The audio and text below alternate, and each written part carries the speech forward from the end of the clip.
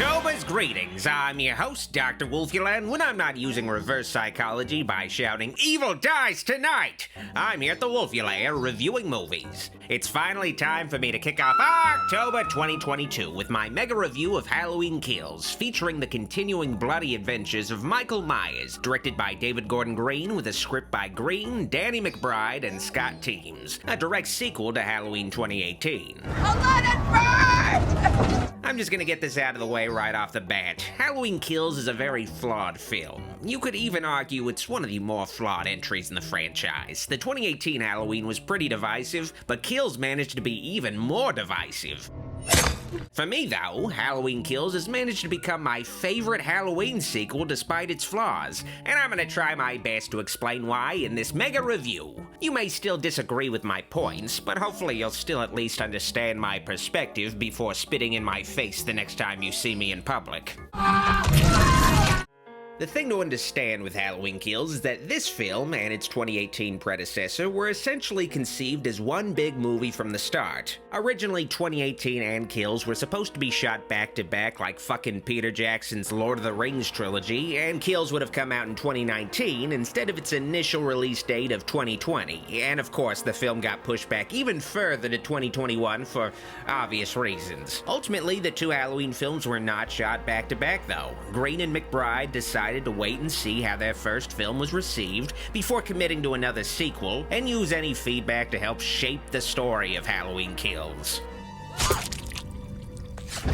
Still, even though Halloween 2018 and Kills were not shot back-to-back, multiple characters and plot threads were established in the 2018 film with no resolution within that movie, implying before Kills was even announced that Halloween 2018 was only one half of a 3.5-hour-long Halloween movie. Mr. Tovoli here, the gentleman with the umbrella. There's a fixation for such things. In Halloween 2018, you had the character of Cameron Elam, who dated Laurie's granddaughter Allison, who was caught in a moment of unfaithfulness at a Halloween party, and dealt with it in an immature way. What the fuck?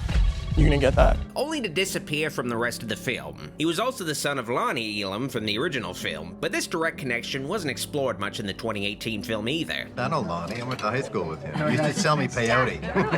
In the 2018 Halloween, you also have the character of Deputy Frank Hawkins, who plays a key role in the story between the original Halloween and the 2018 film. Did you know our friend Hawkins here was the first responding deputy when Michael was apprehended in 1978? He stopped Dr. Loomis from killing his patient Michael Myers, which led to Myers' incarceration for 40 years.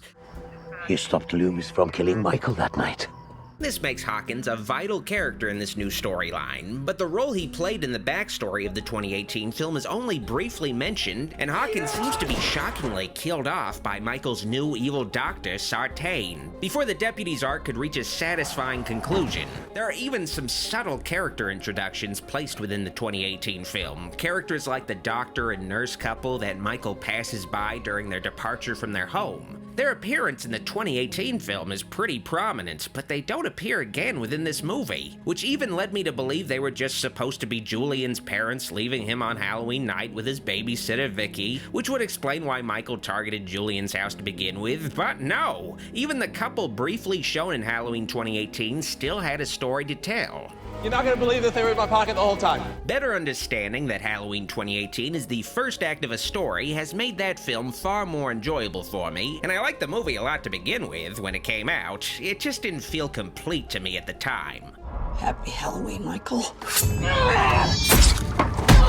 Halloween 2018 even follows the first act of Joseph Campbell's 3-act hero's journey, believe it or not. The most commonly used story structure found throughout history. Only in this case, it's the villain's journey. Let me break down the stages of Michael Myers' villain's journey in Halloween 2018. We're here today to interview a patient that's spent the last 40 years in captivity. Number 1. The Call to Adventure. The story of the villain begins in a normal situation where they're suddenly faced with a call to action. In this case, the podcaster Aaron Corey confronts Michael with his mask and tries to get some kind of response from the killer. Feel the mask. Number 2. Refusal of the call. The villain chooses to ignore the call to action. Michael Myers doesn't respond to Aaron's request to speak, even if it might mean the possibility of leaving his familiar life of incarceration or even getting the opportunity to escape. Say something, Michael. Number 3. Supernatural aid. A mentor figure will help the villain and set them off on their quest. In this case, Dr. Sartain, the successor to Dr. Loomis, arranges for Michael's escape during the killer's transfer to a higher security prison. Did he escape?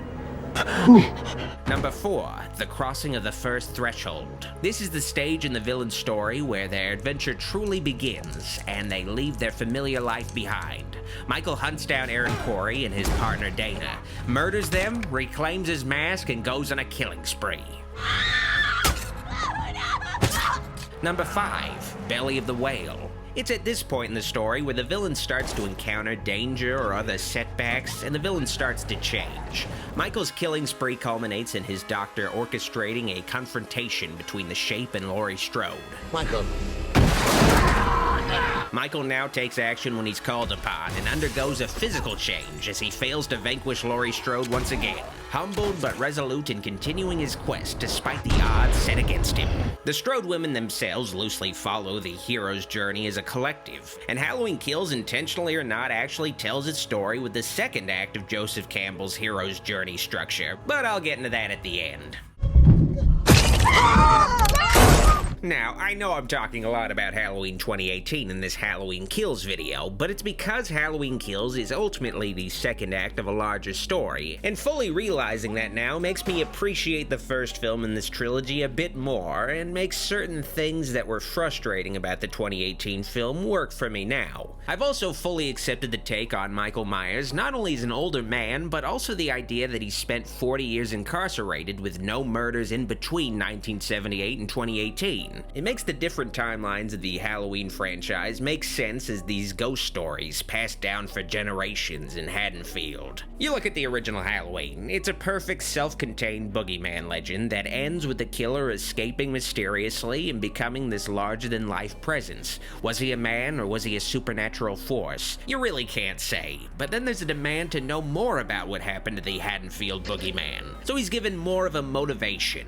He's the brother of the one girl who got away, and he goes out in explosive fashion. But there's demand for more stories of this boogeyman. Another unrelated legend is told about a mask factory, but that story wasn't appreciated enough in its time, so another story is told continuing the boogeyman's legend. More details about him are added until he becomes overly complicated and weird. So another legend comes along that just ignores most of the previous legends and tries to refocus the myth, until it gets derailed and finally the original legend gets retold again in a new way, but the mystery gets lost by trying to come up with new explanations for everything. Wasn't it her brother who, like, cold-blooded mutilated all those teenagers? That's just a bit that some people made up to make him feel better, I think. Then you get to 2018 and you realize that all these stories were just fun legends about what happened to the Haddonfield boogeyman after 1978. But we're faced with a disappointing but realistic truth. The boogeyman was actually captured. He was just a man with no relation to the woman he once pursued, and he spent 40 years in prison doing nothing but aging. He's just a footnote in history, an obscure tale that's the subject of some true crime podcast. There's a lot worse stuff that's happening today, and like, I mean, what, a couple people getting killed by one guy with a knife is not that big of a deal. Shut the fuck up, Dave. Shut up. The legend lives on, but the man behind it has long been forgotten until the obsessions with him lead to his escape, and he finally gets to live up to the legends told about him in Haddonfield. The more you fear something, the more power you give it, and this is made very clear in Halloween Kills. Run! Go home now! Before he kills us and I'll get out of here! Run!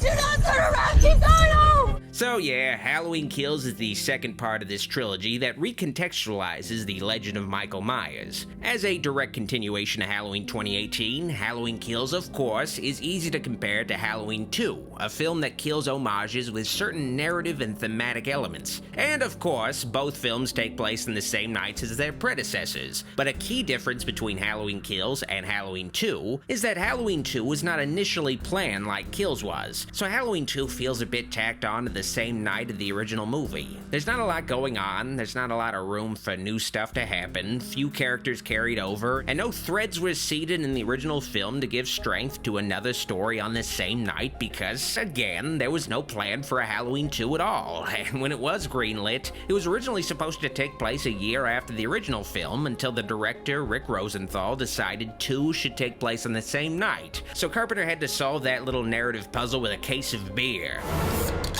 Of course, Halloween 2 has one advantage over Halloween Kills' take on a direct sequel. Halloween 2 literally picks up where the original film left off, so it's a nice clean start to the sequel, with the only recap being an abridged version of the original film's ending. It's an efficient way to start a direct sequel where things can just keep moving right away. You don't know what death is. Halloween Kills' opening isn't anywhere near as simple of a continuation of Halloween 2018, because it doesn't actually start out as a continuation to begin with. It isn't until 20 minutes into Halloween Kills that we actually pick up from the ending of the previous movie. Hey, you okay? Halloween Kills actually begins clunkily in the middle of Halloween 2018's story, as the discarded Cameron Elam tries to catch up with his now deceased best friend Oscar, only to find an almost corpse in the road belonging to Deputy Hawkins, who turns out to not be a corpse after all. Early on, we deal with the deputy's backstory because it wasn't properly seeded in the 2018 film, which kept the flow of that film smoother, but it's admittedly awkward to place this backstory at the start of Kills instead of 2018, and to even seemingly kill the character it concerns in the process. And I'm the one who's gonna kill him. Admittedly, despite the inelegance of this flashback's placement, as a hardcore fan of the original Halloween, I love watching it, even though its inclusion at this point derails the flow of the narrative. It's really cool! The 1978 flashback can be a hard pill to swallow for casual viewers because it primarily deals with the backstory of a character unseen in the original film and barely in the 2018 film. Besides Michael, the only legacy character with sizable screen time in the flashback is the relatively obscure Lonnie Elam, the bully of Tommy Doyle, who had memorable moments in the original film. The boogeyman is coming. Leave me alone. But I'm sure even a lot of big Halloween fans didn't even know his name until these new films brought him front and center. Hey, Lonnie, get your ass away from there. This flashback takes place an indeterminate amount of time after the events of the original Halloween, primarily using characters we aren't as familiar with, catching us up on Michael still being on the loose after attacking Laurie. Loomis said he shot him multiple times in the chest. I saw from 50 yards away, he crossed right here and then disappeared. While also giving us a new perspective on Michael from an officer who grew up with him. But he would just spend the whole time staring out of his sister's bedroom window. The scope of Haddonfield 1978 is even expanded upon with some new bullies, the Mulaney's. That's what you get when you fuck with the Mulaney's. This flashback sequence can easily be described as self-indulgent or fan service. A lot of time is spent on it, and it is a loving recreation of the Halloween night that Carpenter and Dean Cundey invented on screen decades ago. It's clear that David Gordon Green and Danny McBride wanted to spend as much time as possible in this world. They're the fans that they're ultimately servicing, but simultaneously, it's clear that they were still being cautious with this flashback, being careful not to overstep boundaries by telling a story on the fringes of the original, safely within the margins. The flashback doesn't directly connect itself to the original, which adds to its clunkiness. It could have easily begun like Halloween 2, with Michael getting shot off the balcony, but it's clear the makers of the film didn't want to risk tampering with the classic, touching any of the moments seen in the original film. The level of reverence to the original in this flashback is admirable to me as a fan, but it does admittedly place Halloween Kills at a bit of a disadvantage for most viewers starting out. A simple town where nothing exciting ever happens. The first stage of the flashback's narrative purpose is ultimately just to develop Deputy Hawkins and Lonnie Elam more, a space where their characters' roles on the night of 1978 can be established because there's literally no room to establish them anywhere else in the movie. The boogeyman. He's gonna kill you! Boogeyman. Once that's out of the way, the second stage of the flashback begins, when the two officers enter the Myers house, a very faithful recreation of the original house on a soundstage. And this scene is far more crucial to the flashback. Not only do we get to see the dog Michael enjoyed as a late-night snack, but this scene also establishes that Michael might not just have killing on the mind 24/7, that he might actually be sentimental. He might be the boogeyman, but maybe he does miss his home, maybe even miss the family he tore apart. Maybe he does love the town of Haddonfield, just not the people living in it. He's trapped in that moment when he decided to kill his sister in 1963, and he just keeps reliving it, as illustrated by Hawkins' partner here. This scene also establishes a running theme of Halloween Kills, that when people are scared and panicked, they'll do stupid, illogical things, let their emotions decide their actions, and Hawkins' partner pays the price for it. Sorry.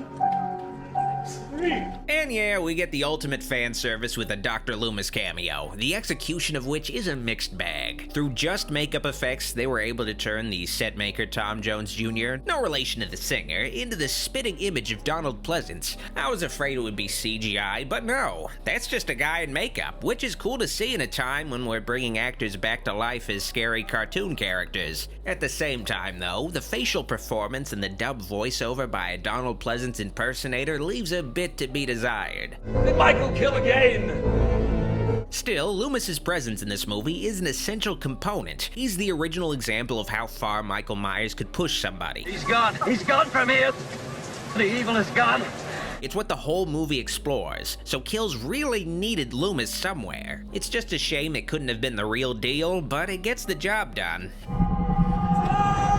Speaking of getting the job done, the mask used in the flashback is the closest we've come to a faithful recreation of the original mask used in Halloween 1 and 2, and it's pretty damn good in most lighting, but yeah, it's not quite there still when scenes get bright. I think where they slipped up with this one is that they still don't get that the original mask was off the shelf. It was a mask that was designed to fit most head sizes, so it had a looseness in the original film, a flabbiness that instantly reads as a mask, but this mask was obviously made to specifically fit the stunt coordinator's head, so it has a bit more tightness to it and looks more like a painted face than a mask. You start to feel like they might as well just reverse engineer the mask at this point. Start by making a Captain Kirk mask from scratch that could fit anyone and then convert it into a Michael Myers mask. This is nitpicking ultimately, but I will say that the aged Michael Myers mask used in these films is fantastic. To me, after the original film of course, this is the definitive look of Michael Myers, and James Jude Courtney is definitely my favorite Michael Myers actor of the Halloween sequels. Anyway, the flashback overall is a bit clunky, kind of a mixed bag, but it does capture the look and feel of the original classic film, punctuated by Myers' arrest, which is a great homage to the final shot of young Michael in the original film's 1963 murder. It's him. It's Michael Myers.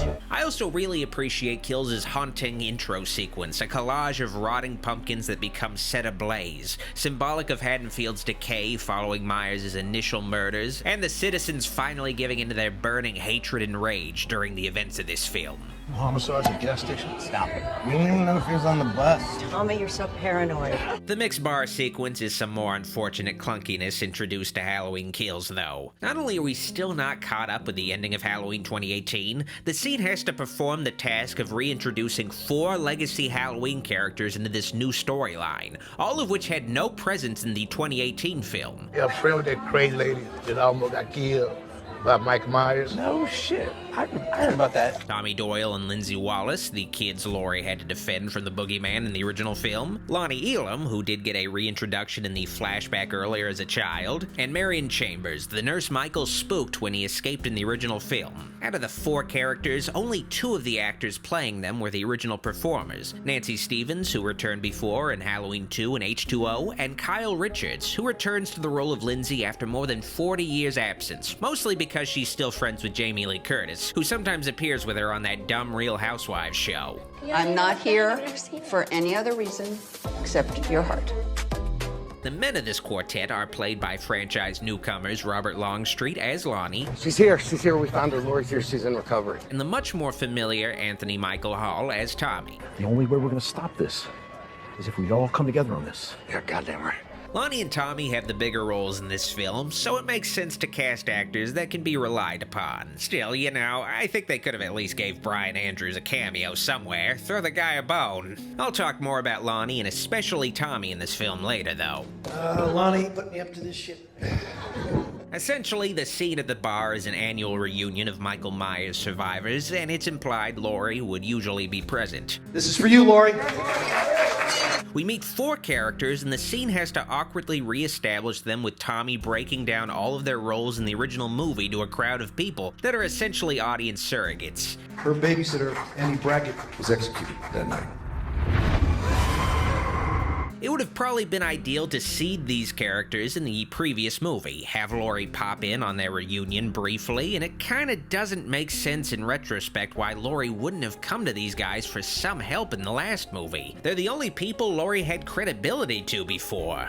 It's Halloween night in Haddonfield, when terror's supposed to be fun.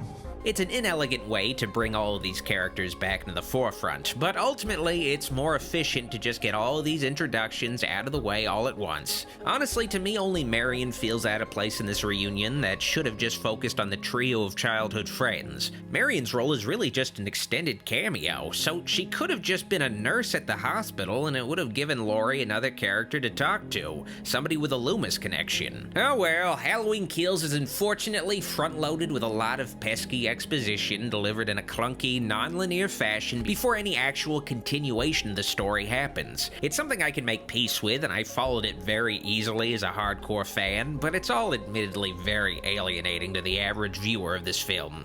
But the boogeyman is coming for me. And he's coming for you. It isn't until 20 minutes into Halloween Kills that it actually continues on from the ending of Halloween 2018. And it also immediately nullifies the ending of the previous film when the fastest responding fire department ever proceeds to put out the fire engulfing Laurie's home on the outskirts of town. Haddonfield might have a shitty police force, but damn, their firefighters are on point. Ultimately, it was always hinted that Michael was going to come out of this burning building alive, and the extremely swift response to put out the fire is another running theme of Halloween Kills. Haddonfield just won't let evil die tonight, despite frequently stating the contrary. Evil dies tonight! Evil dies tonight! All right, everybody, calm down. Haddonfield is the audience. We want Michael to keep living. We need a boogeyman to distract us from our everyday fears, and, you know, it's fucking awesome seeing him murder a bunch of public servants doing their jobs, saving his ungrateful ass. It's such a cool murder sequence, too. Seeing Michael Myers with fight choreography, the firefighters take him on one at a time like this is a scene from an anime silhouetted against a hellscape, giving Michael a bunch of different tools to bring about mayhem. It's all about style, and I love it. Name is Michael Myers. Go get him. A great deal of Halloween Kills takes place in a hospital, a lot like Halloween 2. They even named the hospital after Halloween 2's Haddonfield Memorial Hospital, complete with a modernized version of the logo used by the second film's hospital. The hospital setting of Kills is misleading, though. You might have thought Michael might do a modern take of Halloween 2's hospital killing spree, even such a realistically crowded facility, but no, Michael never attempts to pursue Laurie here. Laurie obviously would have ended up at the hospital at some point, like in Halloween 2, but even a serious injury isn't going to stop this Laurie from taking on Michael. Get the fuck out of my way. Don't. No. Laurie never is able to leave the hospital, though, and it ultimately proves to serve the point that Laurie doesn't mean anything to Michael anymore. He's after me. No, he's not. They're not brother and sister. They were never supposed to be from the beginning. Michael is the boogeyman again, not the masked guy who fixated on killing family members for varying reasons on Halloween. Despite them having no relation, Laurie was just convinced that Michael was fixated on killing her because she was fixated on killing him, that it was a mutual thing. She was the one that got away 40 years ago, of course. She thought that made her special, but no, she was mistaken. The only reason Michael even attacked her tonight was because of Dr. Sartain putting Laurie in Michael's path of destruction. It was the doctors that took him to your house tonight. It wasn't Michael. It's not about you. Laurie thought Michael was actively hunting her down, but it was all just a big misunderstanding. Michael's pursuit of Laurie's throat could be what keeps him alive. In a lot of ways, Sartain acted as a physical embodiment of the Michael Myers family connection that seemed to drive the shape throughout the previous sequels. Is he on a random path, or is he emotionally driven, triggered by something? We want to try to find some connection to everything, even when there's nothing there, so we just force a connection to happen. Michael Myers is a human being who killed his sister when he was 6 years old. We just want to know why. In reality, Michael went after Laurie in 1978 because she was a young babysitter like the sister he killed 15 years before, and it's also why he killed Vicky. I'm an innocent woman, just like your sister was. Michael kills anyone, but he will go out of his way to attack unlucky babysitters because it's nostalgic to him. Even killers feel nostalgic. Most important opportunity to understand the mind of evil, you see. Speaking of nostalgia, Halloween Kills even brings back the real star of the franchise when Laurie and Hawkins discuss their romantic history together. He was sweet for her. Ben Tramer. Ben Tramer is still out there somewhere, and he must be protected at all costs.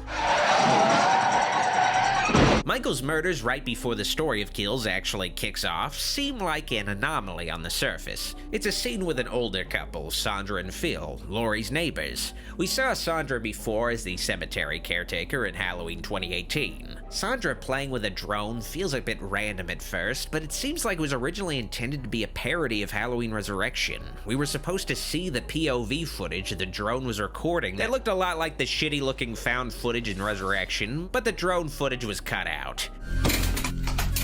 That does make the drone's presence in the scene feel especially pointless and baffling. It's a drone though, so it was already pretty pointless. I gotcha. The fuck was that? What matters is Michael attacks this couple, brutally fucking up Phil here, and, you know, Sandra's actions don't seem to make much sense. She just passively watches her husband's brutal beating, and when she finally runs to the front door, she ultimately opts to try to make a last stand against Michael, who impales her neck with a fluorescent light bulb. Savage as fuck, but also stupid as fuck. But that's another running theme of this film. People will do stupid, illogical things out of love, even die for nothing if it means not having to continue living their life without the person they love. We saw this in the previous film with Vicky and Dave. Dave loved Vicky, got a tattoo to show it. He was ride or die for her at that point, and he did indeed die. Sandra could have gotten away easily. There could have been a chase sequence, but no. It ends with Sandra choosing not to abandon her husband, and it isn't enough for Michael to kill people. He'll also break their hearts if he can. With the blare of an emergency alert comes the turning point of Halloween Kills, the angry mob aspect of the story, easily the most divisive part of the movie. The movie stumbles with the angry mob plot from the get-go, admittedly, continuing a very minor plot thread from the previous movie. When Michael Myers escaped, a bunch of other inmates got out too. Michael Myers loose with a bunch of nutbags in Haddonfield on Halloween night? The Haddonfield police was busy rounding up most of them, except for one remaining patient. The guy who was the Penguin from Batman, I guess. The news program that plays in the bar very quickly sets this stuff up. 2 patients of the local Smiths Grove State Hospital unaccounted for after yesterday's transport bus escape. The mob that Tommy Doyle gathers up is supposed to be confused. They don't know the inmate fucking around with a car in the parking lot isn't Michael. But it shouldn't be confusing to the audience watching the movie, and even though I knew exactly who this guy was immediately when I saw this movie in the theater, I have to admit his presence in this movie is very clunky, a total deep cut, and confusing to anybody who isn't obsessed with the Halloween franchise. It didn't need to be confusing at all, just give the news program more than 2 seconds to set this plot thread up. Well, at least they got a Bob Odenkirk cameo in the movie. I remember him from 40 years ago. The Angry Mob story is essentially Tommy Doyle's story. Tommy Doyle has always been a paranoid character ever since the original Halloween, fixated on the idea of a boogeyman. What about the boogeyman? There's no such thing. Richie said he was coming after me tonight. A ridiculous thing someone will cling to during childhood and eventually discard into adulthood. But Tommy as a kid came face to face with the closest thing to a boogeyman, Michael Myers, and came out of the whole ordeal changed. The other depiction of Tommy Doyle as an adult, played by Paul Rudd, was a total head case, obsessed with trying to figure Michael out and hunting him down like a Dr. Loomis. I was only 8 years old when I saw him, but I was one of the lucky ones. The Anthony Michael Hall version of Tommy is just a broken shell of a man, shaken by his brief encounter with Michael 40 years ago. It was also the only notable thing that's ever happened to him. He's held onto it like a badge of honor, tells his story to anybody willing to hear just to have some kind of relevance to his community. A man in a white mask, or was it more than a man? So of course, when it's revealed that Michael is on the loose again, Tommy goes back to his old ways, riled up about a boogeyman in town, but this time taking it as his one opportunity to be a hero in Haddonfield, a leader, obsessed with the idea of taking Michael out with the prized bat of Mick's bar, old Huckleberry. Swing on Huckleberry here. Say night-night. Everybody in town gets caught up in the hysteria, becoming a lot like Dr. Loomis or Laurie Strode, obsessed with being the ones to take Michael down, but for guys like Tommy, they've fantasized about their revenge for decades. It's become romanticized. They've spent years rehearsing the perfect death for Michael in their heads, and it's gotta play out just like that. Nurse Chambers is the big example of this. When she, Lindsay, and the nurse/doctor couple search the streets for Michael, warding off silver shamrock mask-wearing trick-or-treaters, Marion meets with Michael one last time, much the same way she first met him. Marion was clearly rehearsing this moment in her head. It was gonna be so cool. She'd say a one-liner about Dr. Loomis and bam, blow the guy's head off. This is for Dr. Loomis. Only to be met with disappointment all these decades later. None of these people are fucking qualified or prepared to take down Michael Myers. Dr. Loomis barely was himself, so they're all greeted with very embarrassing failures.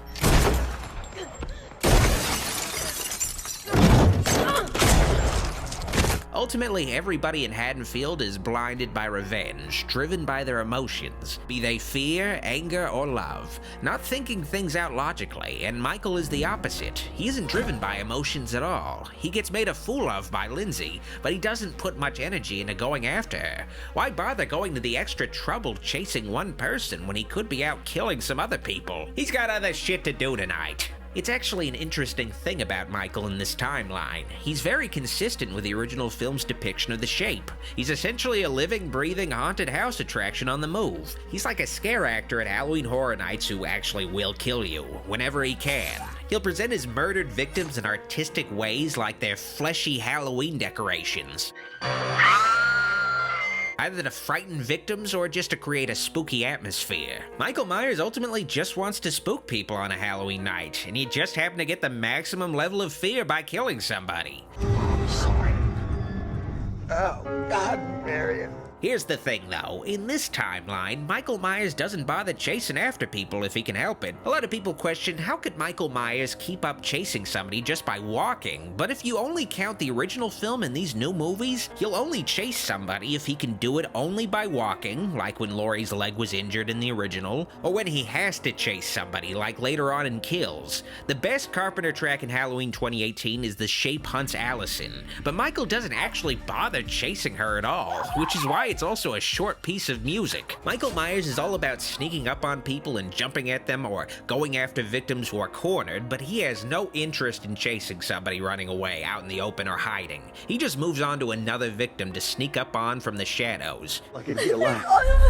You saw his face. He's still out there, Tommy. Let's get back to the hospital. Halloween Kills is a sort of ironic mirror image of Halloween 2. In the second Halloween, Michael pursued his sister Laurie through Haddonfield Memorial Hospital while a mob formed outside the Myers house. But in Halloween Kills, the mob forms inside the hospital with Michael nowhere to be seen. His sights are on his own home, merrily killing people on the way. I was telling my wife that my daughter was killed, so I wasn't there to put a bullet in his brain like we should have. Charles Cyphers, as Sheriff Lee Brackett, left the Halloween franchise in 2, telling his wife off-screen what happened to their daughter, and he returns and kills, obviously pissed off so many years later that he didn't get to kill Michael himself or get a satisfying resolution at all. But he's even more frustrated that the police repeated the same mistakes he made. So along with Tommy, he becomes a credible voice fueling the insanity of the angry mob.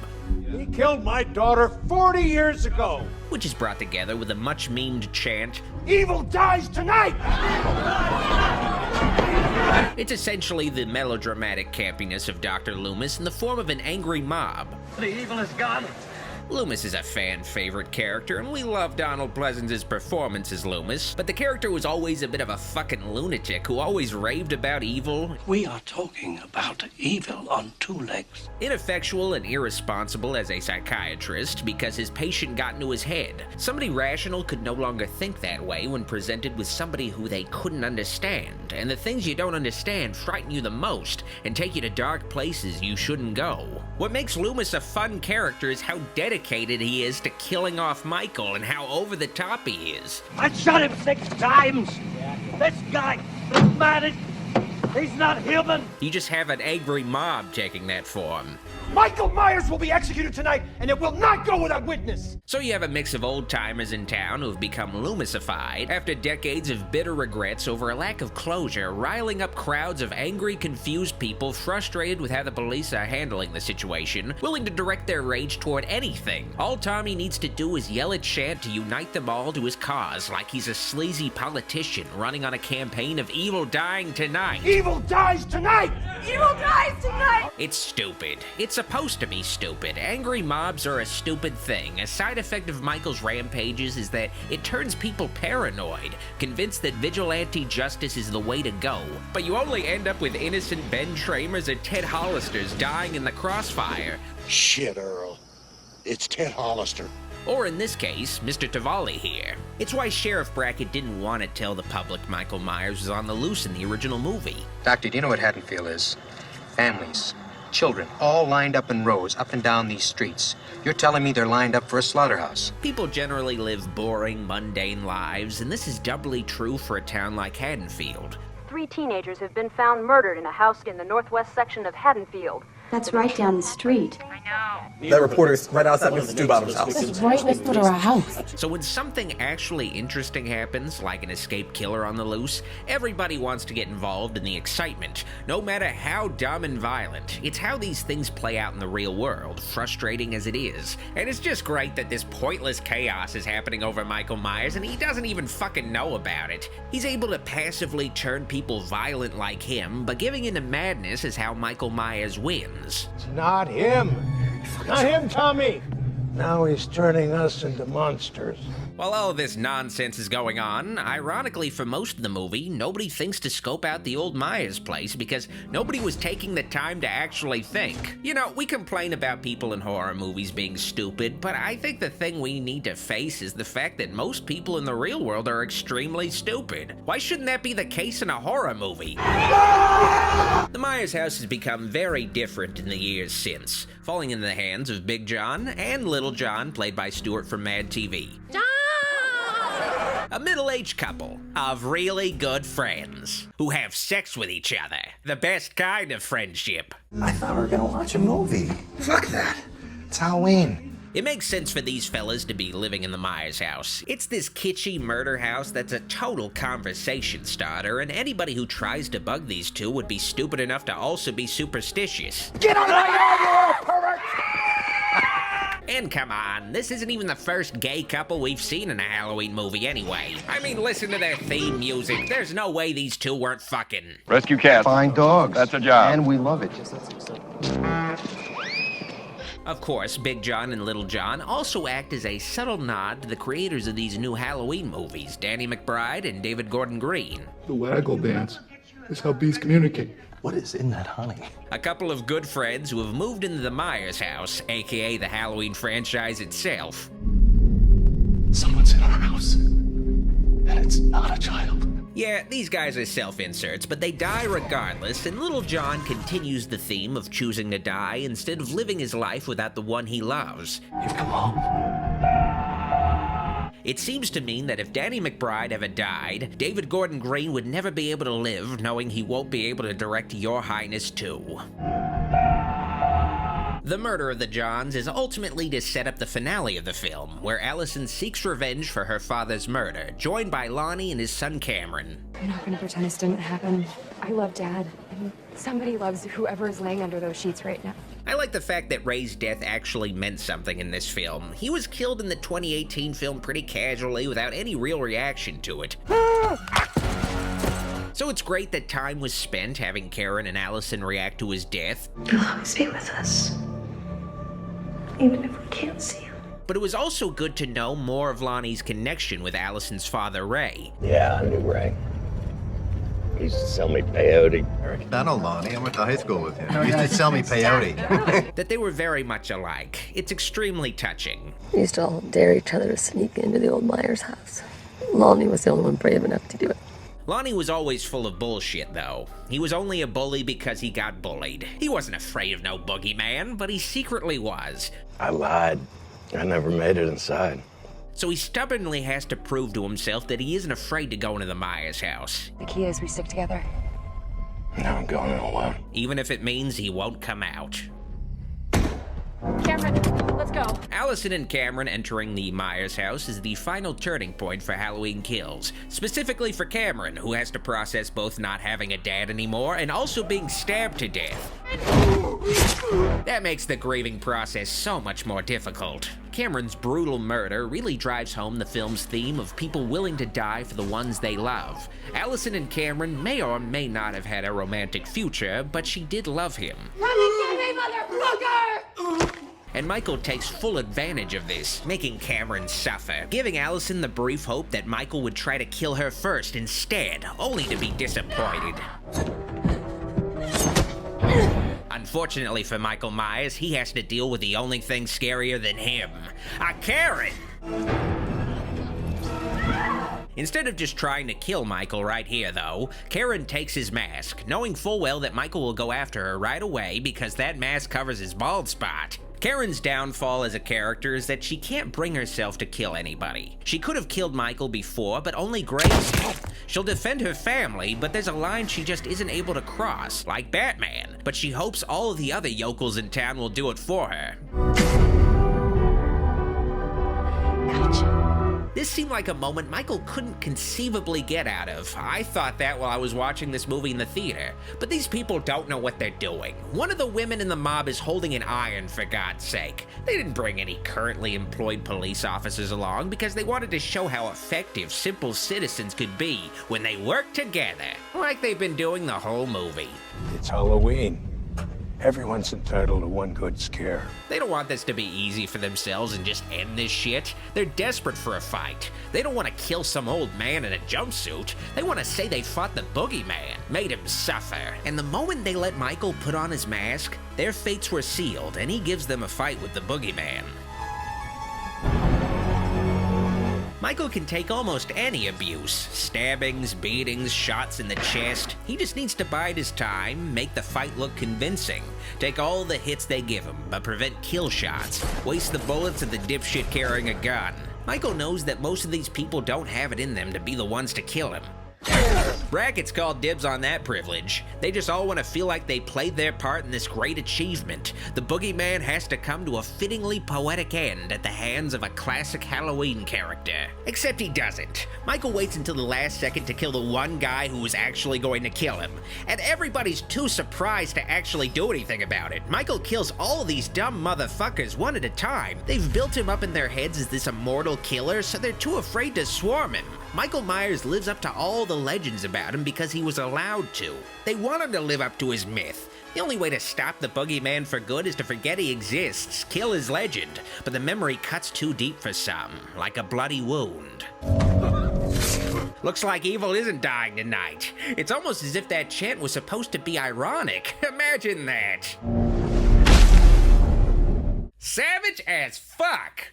It is the terror that grows stronger when we try to hide. The denouement of Halloween Kills lives up to its title right to the end, but it's a very abstract, dreamlike epilogue. The whole movie, all the characters are either trying to figure out what Michael Myers is, or they've already built up some larger-than-life idea of him in their heads, and Karen imagines Michael as he was 50 years ago in Judith's bedroom. She's made up her mind that Michael really is dead.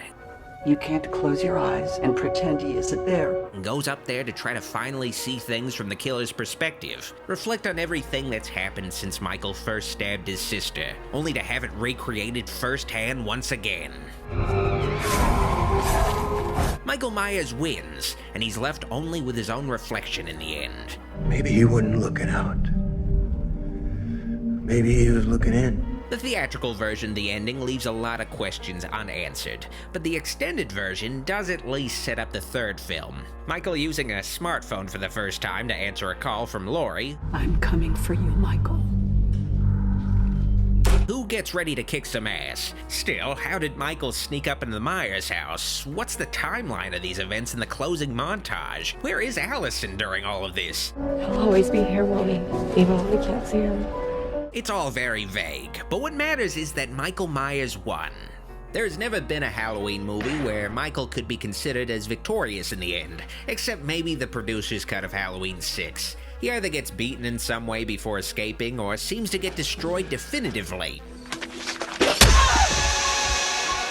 but in Halloween Kills, Michael Myers just wins. He killed a ton of people, made the town crazy, and is still on the loose at the very end. Michael's a masterpiece. He created this chaos, but I'm the one that brought it all onto Haddonfield. Halloween Kills is the middle chapter of this new Halloween trilogy. Something like Empire Strikes Back was darker and ended on a downer note without much closure, which got a mixed response at the time, and since we're talking trilogies, I might as well finally break down the second act of Michael Myers' villain's journey in Halloween Kills. Number 6. The Road of Trials. The villain endures a challenge that begins their transformation. Michael escapes the burning Strode house and wipes out a group of firefighters. He's still alive. Number 7. The Meeting with the Goddess. The villain gains an item that will help them on their quest. Michael kills Phil and Sandra, taking with him the knife that he uses for the remainder of the story. Number 8. Woman as the Temptress. The villain is tempted to abandon or stray from their quest. Instead of continuing his pursuit of Lindsay down an uncertain path, Michael continues his journey home. Number 9.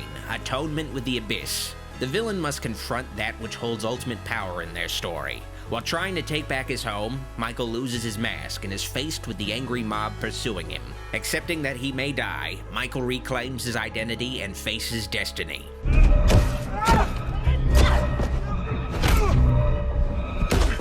Number 10.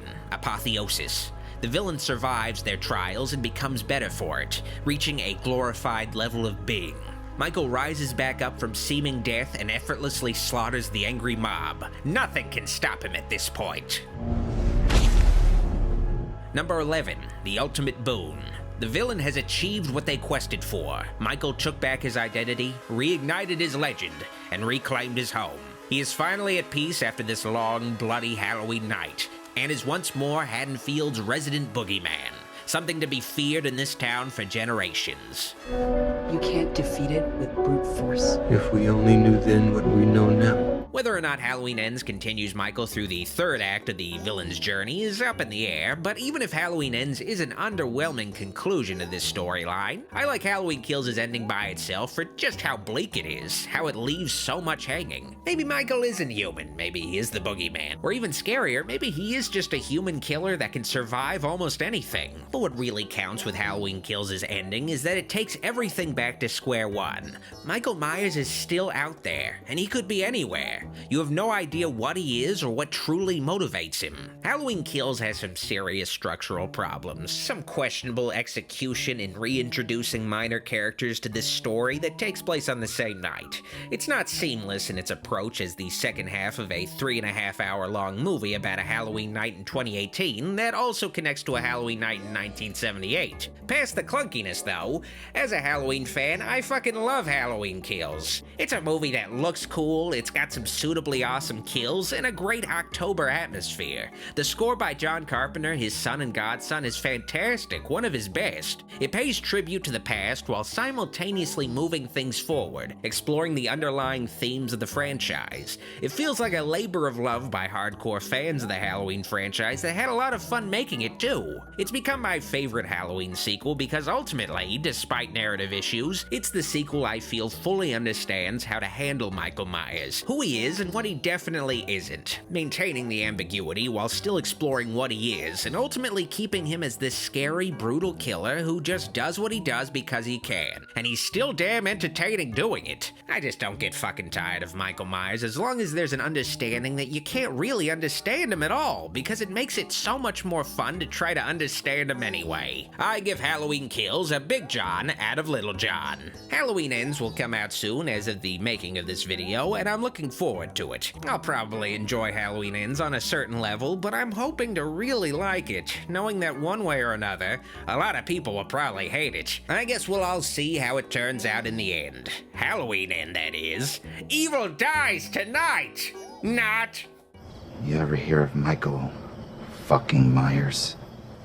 This video is made possible through the pledges of my Patreon supporters, and I'd like to give a very special thanks to the kind folks pledged to my shoutouts tier. All of the support on Patreon means a lot to me, and it helps my dark influence continue to grow. If you like this video, like it, and if you loved it, click the subscribe and bell buttons for more vids. Be sure to also keep in touch by following me on social media at Facebook, Instagram, and Twitter at Dr. Wolfula. While I still have your attention, consider pledging to my Patreon to support the channel and get bonus content like previews, VIP Discord server access, private movie night streams, and credits in videos. Consider pledging at patreon.com/Dr. Wolfula. Also, check out official Dr. Wolfula t-shirts and other merch on tpublic.com/user/Dr. Wolfula. Thanks for watching. See you all next time. Dr. Wolfula signing out.